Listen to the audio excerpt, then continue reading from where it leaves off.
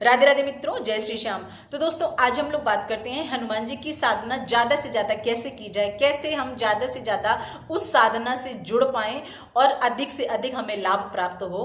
तो उससे पहले दोस्तों, आप लोगों से विनम्र निवेदन है, अगर आप इस चैनल पे पहली बार आए हैं तो चैनल को सब्सक्राइब करके बेल वाला आइकन प्रेस कर लीजिए और वीडियो को ज़्यादा से ज़्यादा शेयर कर दीजिए अपने फ्रेंड्स एंड फैमिली में। तो दोस्तों, अब हम लोग बात करते हैं अपने टॉपिक पे कि हम लोग हनुमान जी की साधना ज़्यादा से ज़्यादा कैसे करें। आज हमारी किसी बहन ने अंबिका 1810 करके हैं, उन्होंने ये कमेंट में पूछा था कि हम हनुमान जी की साधना ज़्यादा से ज़्यादा कैसे कर पाएँ और उनसे कैसे हम ज़्यादा से ज़्यादा जुड़ पाएँ। तो मित्रों, सबसे पहले तो मैं आप लोगों से ये वाली बात बोलूँगी कि जितना अच्छा और जितना ज़्यादा आप लोगों का समर्पण होगा ना, उतना ज़्यादा आप अच्छा जुड़ाव महसूस करेंगे अपने उस ईश्वर के साथ में, अपने उस परमात्मा के साथ में। तो उसके लिए क्या करना होगा, हमारे मन में, हमारी आत्मा में, हमारे मन में, बुद्धि में, वाणी में, विचार में, शरीर में, हर जगह सिर्फ और सिर्फ समर्पण की भावना होनी चाहिए उस परमात्मा के लिए, उस ईश्वर के लिए, उस प्रभु के लिए, उस भगवान के लिए जिसने हमें ये अद्भुत दुनिया प्रदान की है। तो मित्रों, हमें अगर कोई ऑक्सीजन थोड़ी देर के लिए दे देता है, अगर एक सिलेंडर मिल जाता है और वो पैसों से भी मिलता है, और अगर मुसीबत में हो ना हम और वो सिलेंडर ना मिल रहा हो और बहुत सारे पैसे देने के बाद उसी मुसीबत में अगर कोई सिलेंडर दे देता है ऑक्सीजन का, तो हम उसको लाख लाख बार शुक्रिया कहते हैं, लाख लाख बार हम उसको धन्यवाद करते हैं। ऐसे ही अगर हमको बहुत सारी चीज़ें हैं, कोई भी दे देता है तो हम गिफ्ट में, तो हम उसका बहुत बार थैंक यू बोलते हैं। लेकिन हमें प्रकृति ने तो हर चीज़ मुफ्त में दी हुई है, हर चीज़ हमें फ्री में मिल रही है, तो हम उसका शुक्रिया ज़रूर करें, हमें उसका धन्यवाद ज़रूर करना चाहिए। तो मित्रों, इस छोटी सी बात से बस भाव मेरा ये है कि उसने हमें ये अद्भुत जीवन दिया है, अद्भुत हमें ये दुनिया प्रदान की है। हालांकि ये मृत्यु लोक है, ये कर्म लोक है, यहाँ पे कर्म करना पड़ता है, तो फिर भी हमें जो चीज़ें दी हैं उसके लिए हमें कृतज्ञता तो हमें दिखानी पड़ेगी ना ईश्वर के प्रति। तो मित्रों, सबसे पहले तो उसको धन्यवाद करना चाहिए और समर्पण करना चाहिए कि हे प्रभु, तूने जो दिया है ना वो अद्भुत है और उसके बराबर कोई दूसरा दे भी नहीं सकता है और उसके बराबर कुछ दूसरा हो भी नहीं सकता है, क्योंकि उसका सब्स्टिट्यूट है, लेकिन नेचुरल वो सेम टू सेम तो नहीं मिलेगा ना मित्रों। तो सबसे पहले मित्रों, जितना ज़्यादा आत्मसमर्पण होगा आपके अंदर में ना, भाव में जितनी ज़्यादा गहनता होगी, उतनी ही ज़्यादा आप उनके साथ में कनेक्टिविटी महसूस कर पाएंगे।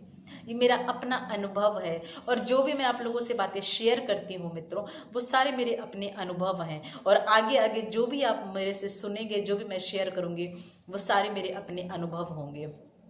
हाँ, ज्ञान लेने के लिए बहुत सारे लोग हैं, मुझे ज्ञान देने के लिए मेरे गुरु हैं, बहुत सारे लोग हैं, बहुत सारा साहित्य है जो मैं अध्ययन करती हूँ, लेकिन अपने अनुभव हैं, क्योंकि उस स्वाध्याय के बाद में, उस अध्ययन के बाद में जो मैं प्रैक्टिकल करती हूँ साधना के रूप में, क्योंकि अगर आप साधना करते हैं तो धीमे धीमे साधना में आपकी रंगत आने लग जाती है, निखार आने लग जाता है, फिर आप बिना साधना के रह नहीं पाते हैं। तो मित्रों, वैसे ही मैं जो भी आप लोगों के सामने बताऊंगी, जो भी आप लोगों के सामने रखूंगी, वो सारे मेरे अपने अनुभव, अपने प्रैक्टिकल होंगे। तो मित्रों, उससे पहले मैं आप लोगों के साथ में अपना भाव शेयर करती हूँ, अपना समर्पण शेयर करती हूँ और अपनी साधना शेयर करूँगी, और हो सकता है कि आप लोगों को कुछ अच्छा लगे तो ज़रूर ले लीजिएगा। मित्रों, ये हाल की ही बात है, पिछले साल की, और मैं आप लोगों के साथ जो शेयर कर रही हूँ इसको बहुत ही ध्यान से सुनिएगा, क्योंकि ये मैंने साधना की हुई है और इस साधना से जो मुझे लाभ प्राप्त हुआ है, मैं चाहती हूँ कि आप लोगों को भी पता चले वो साधना और उस साधना का तरीका और उस साधना का माध्यम, और आप लोगों को भी लाभ प्राप्त हो। तो मित्रों, एक साल पहले की बात है और 2023 का समय रहा था, और वो समय रहा था शायद सितंबर और अक्टूबर का समय, लगभग एक साल होने वाला है। तो उस समय मेरे मन में कुछ ऐसे ही उथल पुथल सी चल रही थी। अगर मित्रों आप साधना करते रहते हैं ना, अगर आप अनुष्ठान करते रहते हैं, तो आपका वो अनुष्ठान, ईश्वर मदद करता है उस अनुष्ठान को एक लेवल और अप करने में। फिर अगर आपका वो वाला अनुष्ठान पूरा हो जाता तो फिर ईश्वर आपकी मदद करता है, फिर ईश्वर आपको पुश करता है। अब वो पुश करने का तरीका क्या होता है कि आपको अपने मन में, स्वतः आपके अंतःकरण में ऐसे विचार आने लग जाएंगे कि मुझे ये करना है, मुझे ये करना है, मैं कैसे करूं, या फिर कोई आके बोलेगा आपसे कि आप ये साधना करो, या मतलब कहीं ना कहीं से किसी ना किसी माध्यम से आपके पास तक वो मैसेज मिल ही जाएगा, क्योंकि ईश्वर का बड़ा यूनिक तरीका होता है आपसे बात करने का। वो बहुत तरीके से बात करता है, ये मैं आपसे आगे शेयर करूंगी कि वो किस किस तरीके से हमसे बात करता है।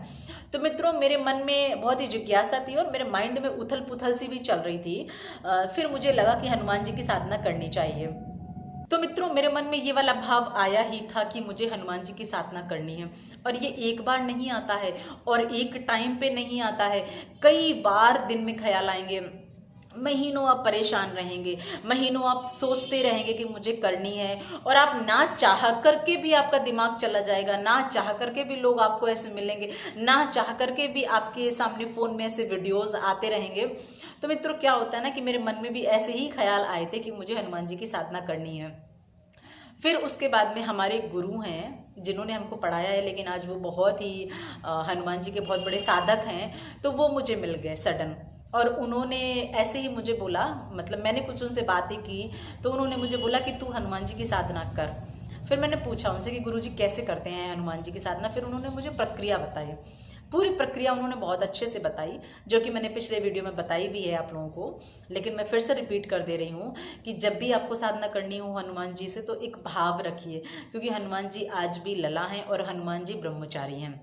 और ऐसा कहीं नहीं लिखा है कि आप हनुमान जी को छू नहीं सकते हैं, आप हनुमान जी की स्त्रियां हनुमान जी की पूजा कर नहीं सकती, क्योंकि तुलसीदास जी ने साक्षात हनुमान चालीसा में ये लिखा है, जो यह पढ़े हनुमान चालीसा हो ये सिद्ध साखी गौरी सा। तो हनुमान चालीसा जो भी पढ़ेगा उसको शंकर भगवान और माता पार्वती का साक्षात, मतलब उनके हनुमान जी के साथ साथ उनका भी अनुग्रह मिलता रहेगा।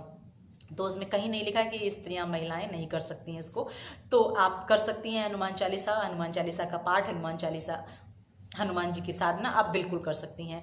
लेकिन आपका एक भाव होना चाहिए कि आप किस भाव से कर रही हैं, वो भाई हैं, वो पिता हैं, पुत्र हैं, लला हैं, क्या हैं आपके लिए, और उस भाव से आप कर सकती हैं। आपके गुरु हैं, आप जो भी उनको मानती हैं, आप उस भाव को बहुत ही प्रगाढ़ कर लीजिए और उसके बाद में फिर आप उनकी साधना करिए। तो जब आपका भाव होगा ये वाला, और उसके बाद में फिर अच्छा, अब अगर आपके मन में ये क्वेश्चन है कि मैं उन्हें भगवान क्यों नहीं मानूं, नहीं, आप भगवान बिल्कुल मानिए, वो भगवान ही हैं और आप भगवान मान भी सकते हैं उनको।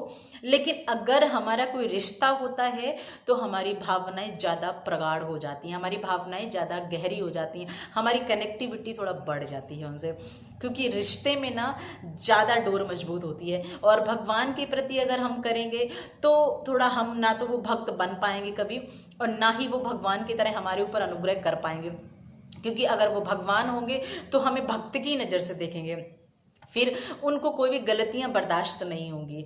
अगर हम उनसे रिश्ता रखेंगे तो वो हमें उस रिश्ते की दृष्टि से देखेंगे और हमारी गलतियां भी माफ़ करेंगे, वैसे भी माफ़ करते हैं, लेकिन रिश्ते में डोर थोड़ी सी ज़्यादा मजबूत होती है।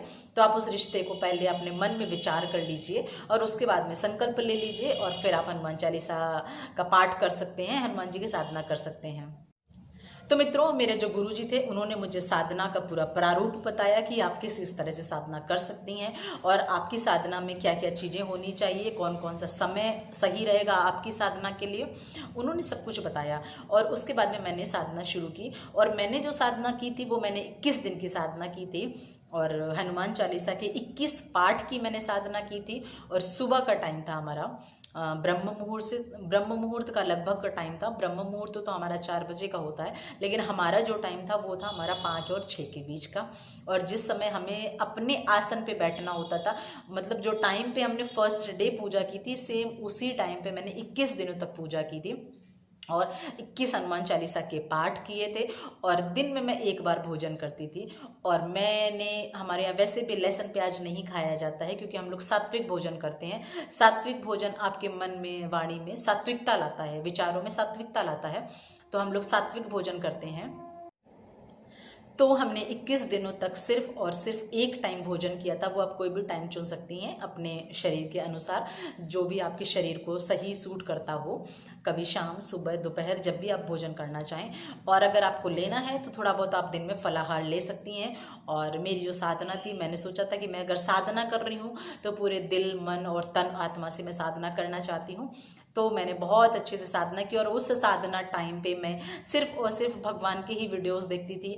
मेरे फ़ोन में मैं रामायण देखा करती थी और उसके बाद में शाम को मैं रामायण का पाठ भी किया करती थी। और जब 21 दिन की साधना पूर्ण हो जाती है तो अगर आप चाहें तो आप हवन कर सकती हैं हनुमान जी का। वो हवन की प्रक्रिया और हवन की विधि और मंत्र वगैरह मैं बता दूंगी आगे। और अगर नहीं करना चाहती हैं तो कोई बात नहीं है, आप 21 दिन तक हनुमान चालीसा का पाठ करिए। तो उसके बाद में मित्रों, मैं आपको अपने लाभ गिना नहीं सकती हूँ। मुझे कितने लाभ हुए हैं मैं गिना नहीं सकती हूँ, ये ख़त्म हो जाएंगे मित्रों, उंगलियां हमारी ख़त्म हो जाएंगी, हमको इतने लाभ हुए हैं। और जो कनेक्टिविटी है ना हनुमान जी से, वो बहुत ज़्यादा बढ़ गई है, बहुत ही ज़्यादा।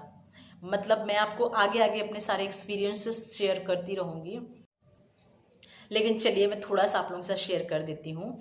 अब मैं कहीं भी जाती हूँ, वैसे भी हमारे देश में हनुमान जी के मंदिर बहुत ज़्यादा हैं, राम भगवान से ज़्यादा, कृष्ण भगवान से ज़्यादा, सबसे ज़्यादा हमारे यहाँ पे हनुमान जी के ही मंदिर हैं। लेकिन अब मैं कहीं भी जाती हूँ तो मुझे कभी पंचमुखी हनुमान, कभी दक्षिणमुखी हनुमान के दर्शन होते हैं, जो बहुत ही रेयर मिलते हैं, बहुत ही रेयर। अच्छा, उसके बाद में वहाँ पे जो साधक होते हैं, वहाँ पे जो पुजारी जी होते हैं, कई बार मेरे साथ ऐसा हुआ है कि बड़े उच्च कोटि के, बड़े ही सिद्ध साधक और बड़े ही सिद्ध संत मुझे मिलते हैं। तो मित्रों क्या होता है ना कि ये तो मैं छोटे छोटे एक्सपीरियंस शेयर कर ली हूँ, मैं बोल रही हूँ ना कि मुझे इतने लाभ हुए हैं कि शायद काउंटिंग ख़त्म हो जाएगी, इतने लाभ हुए हैं। तो मित्रों, अगर आपको हनुमान जी की साधना करनी है, हनुमान जी से ज़्यादा कनेक्टिविटी बिठानी है, तो आप 1 बार 2 बार 3 बार ऐसे करके आप अनुष्ठान करिए। या तो 11 दिन का शुरुआत कर लीजिए, या तो 21 दिन से शुरुआत कर लीजिए, या फिर 40 दिन का आप कर लीजिए। और जब आप ये अनुष्ठान कर लेंगे ना, तो आप अपने अंदर एक अलग ही ऊर्जा महसूस करेंगे, एक अलग ही दिव्यता महसूस करेंगे। आपकी वाणी में वो प्रखरता आ जाएगी, आपके विचारों में वो सहजता आ जाएगी कि आपके मन में सिर्फ और सिर्फ पॉजिटिव विचार रहेंगे और ईर्ष्या, द्वेष, की क्लेश, कलह सब खत्म हो जाएगा आपके मन से, आपके विचारों से।